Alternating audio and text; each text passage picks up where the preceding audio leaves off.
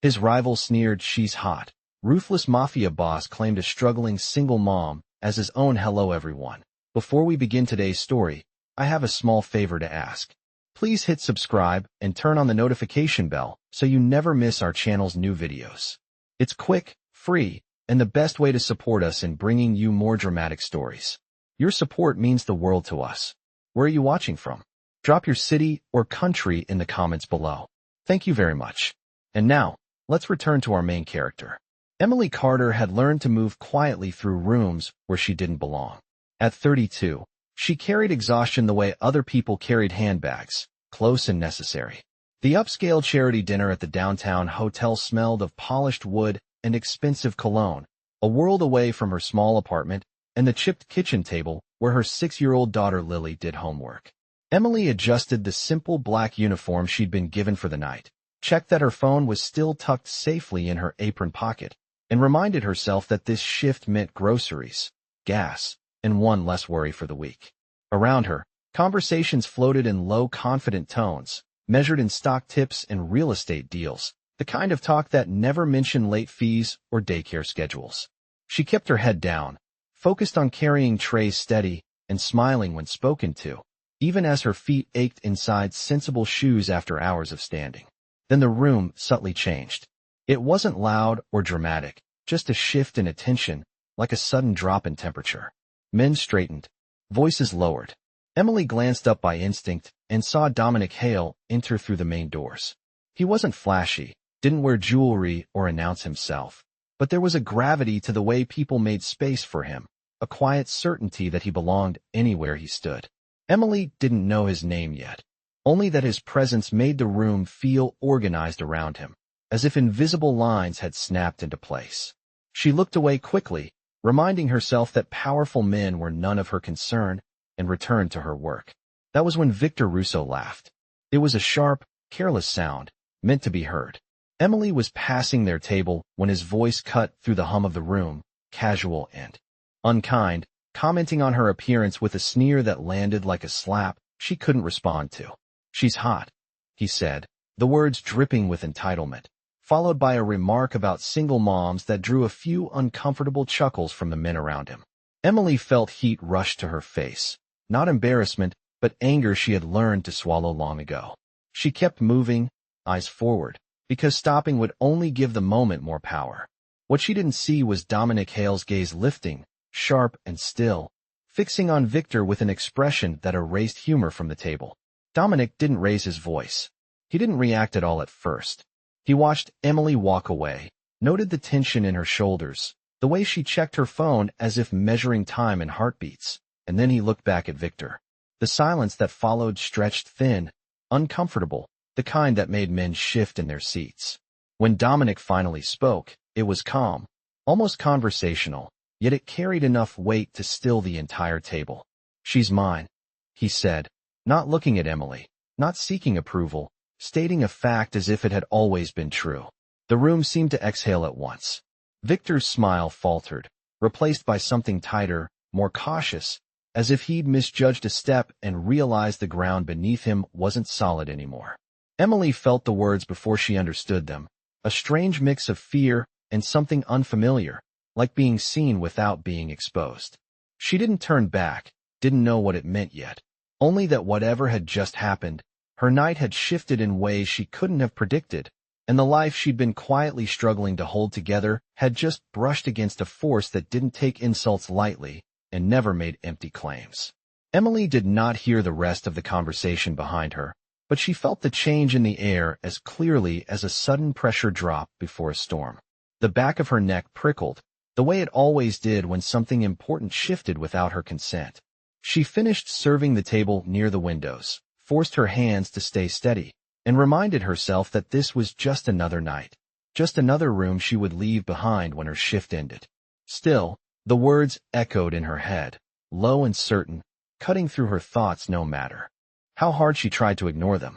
She checked her phone again, relief loosening her chest when she saw the message from her neighbor confirming that Lily was asleep on the couch, cartoon volume low, homework done. Emily exhaled slowly and slipped the phone away. Across the room, Victor Russo tried to laugh off the moment, his voice louder now, edges forced. He said something about misunderstandings, about jokes taken too seriously, but the men around him were no longer laughing. Their attention kept drifting toward Dominic Hale, who remained seated, composed, his focus elsewhere, as if the matter had already been settled. Emily did not know why that unsettled her more than anger would have. She moved to the service station to refill water pitchers, grateful for the brief distance, when a quiet instruction reached her from behind. "You can take a break now." The voice was not commanding, just assured, spoken by a man she recognized from earlier as part of the event staff, though his suit fit too well and his posture was too alert for him to be ordinary help. Emily hesitated, instinct telling her not to accept favors she had not earned. "I am fine," she said, keeping her tone polite. "I still have 20 minutes. The man met her eyes briefly, respectful, then nodded once. "It has been cleared. You will still be paid for the full shift." Her first reaction was suspicion. Her second was exhaustion. She gathered her things slowly, every sense alert, and stepped out into the quieter hallway lined with framed photographs of donors she would never meet. The noise of the ballroom faded behind her, replaced by the muted hum of the building's air conditioning. She did not realize she was being watched until Dominic Hale appeared at the end of the hall, not blocking her path, simply there, as if he had always belonged in that space. He did not approach right away. He waited until she noticed him, giving her the dignity of choice. Emily stopped, her grip tightening on the strap of her worn shoulder bag. "If this is about earlier," she began, words careful, "I did not ask for that." Dominic nodded slightly, acknowledging the boundary. "I know," he said. His voice was calm, measured, the kind that did not need volume to carry authority. "You did not do anything wrong." That simple sentence hit harder than the insult had. Emily was used to explanations, to apologies she did not owe, to silence mistaken for consent. She studied his face, searching for threat, for expectation, and found none she could name. "I just want to go home," she said finally. Dominic stepped aside, clearing the path without hesitation. "You will," he replied, "and no one will trouble you tonight." She walked past him, heart beating faster than she liked, aware of his presence without feeling chased. At the exit, cool night air brushed her face, grounding her. Her car waited in the lot across the street, familiar and unremarkable. As she reached it, she glanced back once.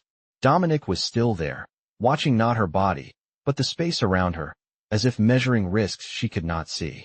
For the first time in a long while, Emily drove home without gripping the steering wheel too tightly, unaware that something unseen had shifted into place, not because she had been claimed, but because someone with power had decided that disrespect toward her would no longer be tolerated.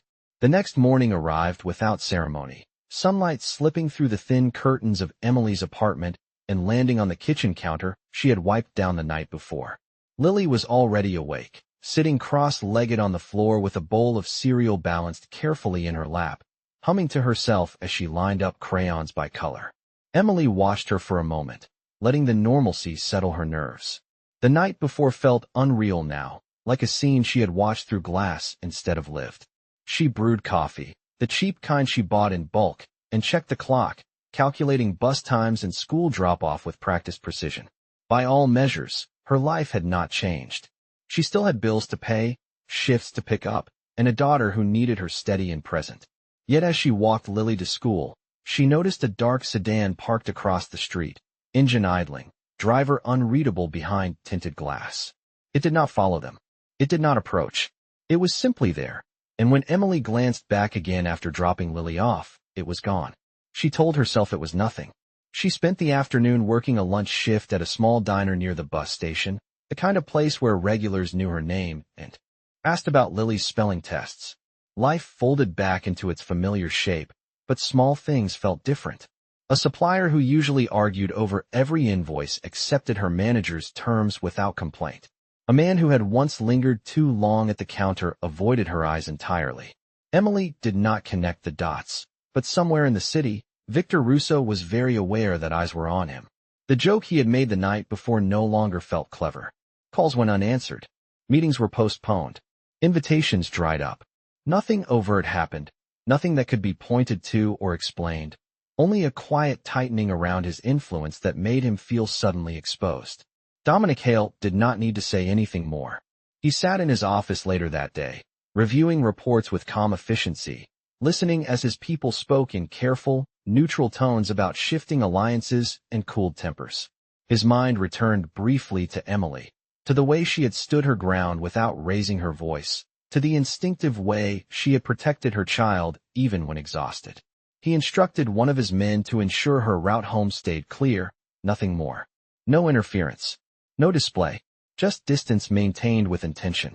That evening, Emily picked Lily up from after-school care and felt a strange ease walking the few blocks home. She noticed the streetlights seemed brighter, the sidewalk quieter. At her building, the broken lock on the front door had been repaired. A handwritten notice from management apologized for the delay.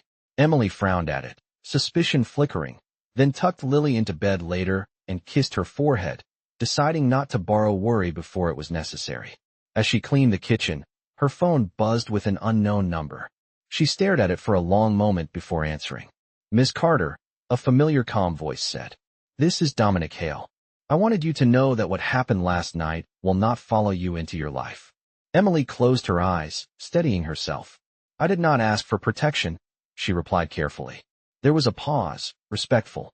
"I know," Dominic said. "Consider this respect, not protection." The line went dead.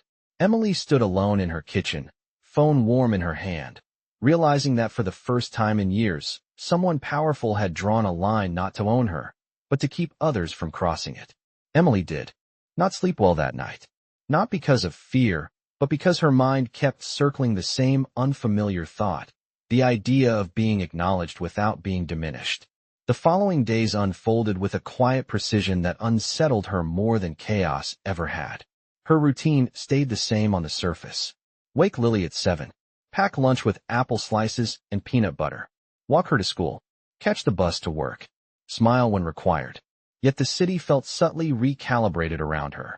The landlord who had ignored her maintenance requests for months called to confirm that the heater would be replaced before winter. The daycare director mentioned a scholarship fund that had suddenly reopened. None of it came with explanation. Emily did not thank anyone. She did not ask. She had survived long enough to know that gratitude could be mistaken for permission. Dominic Hale watched these adjustments from a distance, never appearing where he was not invited. He understood restraint better than most people understood force. In his world, influence was most effective when invisible. Victor Russo, however, did not share that understanding. The erosion of his standing gnawed at him. He replayed the moment in the ballroom over and over.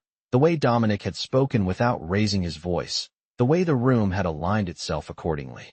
Victor convinced himself that the woman was the weakness, that proximity to her was the leverage he needed. He began asking questions, careful at first, then sloppier as frustration set in. Names were mentioned. Addresses were traced. Each inquiry was noted elsewhere.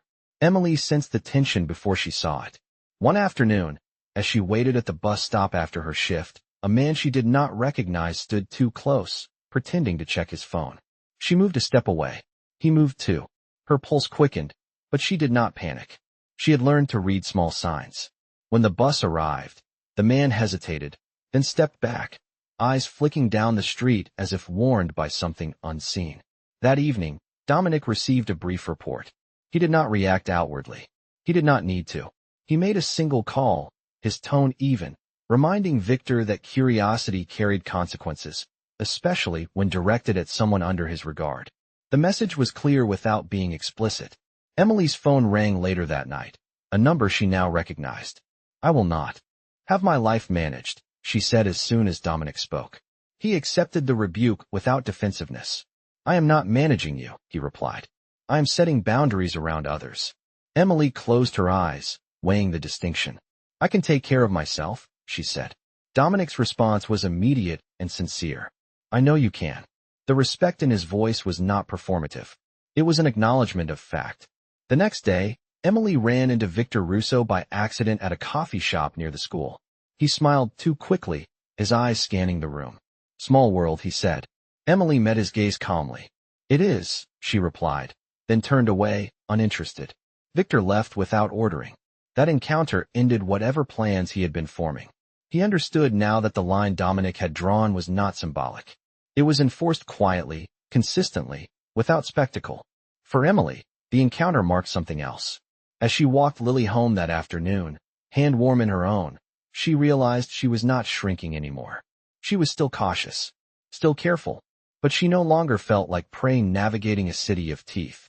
She was simply a woman living her life, aware that somewhere beyond her line of sight, power had shifted, not to own her, not to control her, but to make room for her to stand without apology. Emily began to notice Dominic's influence most clearly in the spaces where he was absent. He did not call often, did not appear unannounced, did not insert himself into her routine. Instead, opportunities surfaced quietly, as if they had been waiting for permission to exist. One afternoon, the diner manager pulled her aside with an unusual seriousness and offered her additional hours at a higher rate, citing a new partnership that had stabilized the business. Emily accepted without comment, though she understood enough to recognize timing when she saw it. She worked harder, not out of obligation, but pride, determined that no one could say she coasted on unseen favors. Dominic observed this from afar, respecting the way she carried herself, the way she never reached for help she had not asked for. It made him more careful, not less. He began to learn the rhythm of her life through reports that focused on patterns rather than details, school drop-off times, work schedules, the small park Lily loved because the swings did not squeak. To Dominic, power had always been abstract, measured in reach and response. With Emily, it became personal in an unfamiliar way. He was not protecting an asset. He was maintaining a boundary around someone who refused to be diminished. Victor Russo, meanwhile, retreated into damage control. His reputation did not collapse, but it contracted, shrinking to something more cautious and less ambitious. He stopped testing limits. He stopped making jokes. When Dominic's name came up, Victor listened instead of speaking. The city adjusted. Emily's relationship with Dominic shifted as well, settling into something quieter. When they spoke, it was brief and direct. She told him when she was uncomfortable. He listened. He did not correct her. One evening, after Lily had fallen asleep clutching her favorite stuffed rabbit, Emily sat at her kitchen table sorting mail when her phone rang again. Dominic's voice was familiar now, no longer startling. "I will be in your neighborhood tomorrow," he said. "I wanted to ask if you would be willing to meet for coffee." The word ask caught her attention. She considered for a long moment, weighing instinct against curiosity. "Public place," she said. Dominic agreed immediately. The next afternoon, they sat across from each other at a small cafe near the school, sunlight filtering through dusty windows. Dominic ordered black coffee. Emily chose tea. They spoke about practical things at first, Lily's school, the challenges of single parenthood, the way the city wore people down without noticing. Dominic did not offer solutions. He listened, absorbing her words with the same focus he gave to negotiations. Emily found herself speaking honestly, not because she trusted him blindly, but because he had not once tried to rewrite her story. When the conversation ended, Dominic stood first, respectful. "I will continue to keep distance unless you tell me otherwise," he said. Emily nodded, appreciating the clarity. Days later, Lily came home excited about a new after-school program offering art supplies and tutoring. Emily read the flyer twice, recognizing the quality of the paper, the professionalism. She signed Lily up without overthinking it. That night, she sent Dominic a brief message. "Thank you for respecting my space." His reply came an hour later. "Thank you for trusting me too." Emily slept well after that, a rare, deep rest that did not come from safety alone, but from the knowledge that her dignity had been preserved. Somewhere beyond her awareness, Dominic Hale acknowledged a truth he had not expected. Power could claim territory, but it could also protect autonomy, and in choosing the latter, he had bound himself more firmly than any declaration ever could. The shift came quietly, the way real changes often did. Emily noticed it first in herself. She no longer checked over her shoulder as often. She stopped apologizing before speaking. The city still moved fast and sharp around her, but she had learned where she stood within it, and that knowledge steadied her more than protection ever could. Lily sensed it too. She asked fewer worried questions, slept more soundly, laughed louder in the small park near their building. Emily watched her from a bench one afternoon, autumn air cool against her skin, when Dominic's name appeared on her phone again. He did not call. He sent a message, simple and direct. "There is a situation developing. I want to be transparent with you." Emily's fingers tightened around the phone. Transparency was not something she associated with men like him. She replied after a moment. Then say it. They met again. This time at the same cafe. The familiarity intentional. Dominic looked the same as always, composed, controlled, but there was a subtle tension beneath it, something he did not bother to hide. Victor Russo has been trying to regain standing, he said. Not through you. Through me. Emily listened carefully. And why tell me? Dominic met her gaze. Because he may use proximity as a narrative. I do not want you surprised. Emily nodded slowly. I do not want to be a symbol, she said. Dominic accepted that without argument. You are not, he replied. You are a person whose life should remain untouched by this. The honesty in his voice mattered more than the promise. Days later, Emily felt the ripple anyway. Not fear, but attention. A reporter lingered near the diner, asking vague questions about recent business changes. Emily declined to comment and informed her manager. The reporter did not return. At Lily's school, a parent she barely knew asked too many questions about after-school programs. The next day, the questions stopped. Emily understood now how influence worked, not as a hammer, but as a hand adjusting pieces back into place. She did not enjoy it, but she did not reject it either. One evening, Dominic surprised her by asking a different question. What do you want? He said, not for the moment, but broadly. Emily laughed softly, tired but sincere. Stability, she answered. For my daughter. For myself. A life that is not defined by reacting. Dominic absorbed that in silence. He had built empires by reacting faster than others. The idea of building something that did not require defense was foreign and compelling. The situation with Victor resolved without announcement. Contracts dissolved. Invitations were rescinded. No confrontation occurred. Victor learned restraint the hard way, through absence rather than punishment. Emily noticed the change only because the background noise faded. The city returned to its usual rhythm, indifferent and vast. One night, after Lily had fallen asleep, Emily stood by the window watching traffic below. Dominic's message came late. It was brief. The situation is over. You are clear. Emily stared at the words, then typed a reply she did not overthink. Thank you for telling me the truth. Dominic did not respond immediately. When he did, it was with a statement that surprised even him. I respect you more than anyone I have protected. Emily felt the weight of that, not as a claim, but as recognition. She turned off the phone and went to bed, aware that something between them had changed again, not toward dependence or romance, but toward mutual acknowledgement. Power and dignity had found a careful balance, and for the first time, neither felt like a threat. The invitation came without ceremony, a simple message asking if Emily would attend a small community fundraiser at Lily's school. It was the kind of event she usually avoided, folding chairs in the gym, baked goods wrapped in plastic, parents comparing schedules with tired smiles. She agreed because Lily was excited, because normal things mattered. She did not expect Dominic to be there. When she arrived, the gym buzzed with noise and laughter, children darting between tables. Emily spotted Dominic near the back, not in a suit, not surrounded by anyone, simply standing with a cup of coffee, observing. For the first time, he looked almost out of place. Emily felt a flicker of irritation. This space was hers. He noticed her reaction immediately and stepped back, creating distance without being asked. When Lily ran up, tugging Emily's hand, Dominic lowered himself slightly to Lily's eye level, offered a polite smile, and said nothing. More than hello. Lily nodded solemnly, then ran off again. That was enough. As the evening went on, a man Emily recognized from the diner approached Dominic with forced confidence, making a comment meant to impress others nearby. It was dismissive, subtle, the kind of remark that tested boundaries under the cover of humor. Emily saw Dominic stiffen, felt the familiar tension rise. Before he could respond, she stepped forward herself. That is enough, she said calmly. The conversation around them quieted. The man laughed awkwardly, tried to deflect, but Emily did not back down. This is a school fundraiser, she continued. If you are here to posture, you can leave. The man muttered an apology and walked away, embarrassed. Dominic watched her with an expression she had never seen before, something like surprise mixed with respect. Later, outside under the parking lot lights, Dominic spoke first. You did not need me, he said. Emily met his gaze steadily. I never did, she replied. What you gave me was space to remember that. Dominic absorbed the truth of it, recognizing a shift that could not be undone. In his world, protection often meant control, even when well-intentioned.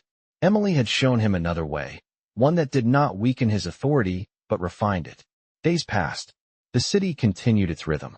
Emily returned to her routines with a new confidence, one that did not rely on Dominic's presence. When he called, she answered. When he did not, she did not wait. Their conversations grew less about circumstance and more about perspective. Dominic spoke of choices he had made, lines he had crossed without thinking. Emily spoke of boundaries she had learned to draw too late and now defended carefully. One evening, Dominic invited her to walk through the park near her building. It was early, family still around, the air crisp. They walked side by side, not touching, the space between them intentional. I have spent my life claiming things, Dominic said quietly. Power, territory, people's loyalty. Emily listened without interruption. You are the first person who showed me that claiming is not the same as respecting. Emily stopped walking and looked at him. Then stop claiming, she said. Start choosing. Dominic nodded once, a decision settling into place. As they parted that night, there was no promise made, no future defined, only a shared understanding. Emily returned upstairs, tucked Lily into bed, and felt grounded in a way she never had before. Somewhere in the city, Dominic Hale adjusted his world not around dominance, but around restraint. And in that restraint, both of them found something stronger than control, a balance earned, not imposed, one choice at a time. Time did not rush them after that. It stretched, settled, allowed space for reality to test what words had reshaped. Emily focused on building the life she had named out loud, stability measured in small victories. Lily thrived, her grades improving, her laughter returning easily, her questions shifting from worry to curiosity. Emily enrolled in a certification program she had postponed for years, evening classes twice a week that left her tired but fulfilled. Dominic did not interfere. He noticed the changes through absence rather than presence. The way Emily stopped needing to glance toward the street before unlocking her door, the way she spoke about the future without qualifiers. For Dominic, restraint became discipline. He stepped back from decisions he would once have controlled instinctively, delegating, listening, recalibrating. His people noticed the shift. Some mistook it for softness. Those mistakes corrected themselves quietly when boundaries held firm without spectacle. Emily and Dominic continued to see each other, but only when it felt intentional. Sometimes it was coffee, sometimes a short walk, sometimes weeks passed without contact. There was no tension in the silence. That was new for both of them. One afternoon, Emily received a call from Lily's school about a minor incident. Nothing serious, just a misunderstanding between parents. Emily handled it herself, calmly, effectively. She did not inform Dominic. When she mentioned it later in passing, he nodded, approval unspoken. You trusted yourself, he said. Emily smiled faintly. I always did, she replied. I just forgot. Dominic absorbed that, recognizing the cost of forgetting. His world had taught him to replace trust with control. Emily had reminded him that trust, once earned, required courage to maintain. The city shifted again, subtly. Dominic's rivals adjusted to a version of him that did not overreach. His reputation evolved from ruthless to deliberate. People listened more carefully now, uncertain which was more dangerous, his restraint or his resolve. Victor Russo faded into background relevance, no longer reckless, no longer provocative. Emily crossed paths with him once more at a crowded grocery store. He nodded stiffly, respectful. She nodded back, nothing. Owed. That night, Dominic asked Emily a question he had avoided. What would make you walk away from me? He said. Emily considered it seriously. If you ever decided you knew better than me about my own life, she answered. Dominic accepted that as truth. Then I will not decide, he said. I will ask. The answer settled something final. Months passed. Winter approached. Emily stood at her window one evening watching Lily play with paper snowflakes, feeling grounded in the ordinary. Her phone buzzed. Dominic's message was brief. I am proud of you. Emily read it twice. She did not reply immediately. When she did, it was just as simple. I am proud of myself too. Dominic smiled at that, alone in his office, understanding that whatever this was between them, it was not ownership, not rescue. not a story built on imbalance. It was two people who had chosen not to diminish each other. In a world that thrived on control and reaction, that choice was rare. And it held, steady and unforced, like something meant to last. The ending arrived the way beginnings often did, quietly, without announcement. Emily realized it on an ordinary morning, standing in the kitchen as Lily tied her shoes, sunlight catching dust in the air. There was no tension in her chest, no calculation about the day ahead. Just movement, intention, choice. After dropping Lily at school, Emily walked instead of taking the bus, letting the city move around her without feeling like it pressed in. Dominic watched from a distance that had become habitual, not because he was guarding her, but because he had learned when presence mattered and when it did not. He had changed more than he admitted. His world still required precision and authority, but his definition of strength had narrowed, refined into something that did not rely on fear or display. When Emily invited him to dinner weeks later, it was on her terms, a simple meal at a family restaurant where Lily could color on paper placemats. Dominic accepted without hesitation. He arrived on time, dressed plainly, spoke to Lily with respect, listened more than he talked. At the end of the night, when Lily hugged him goodbye without prompting, something settled into place that neither of them named. Life continued, not as a dramatic transformation, but as a series of deliberate choices. Emily completed her certification.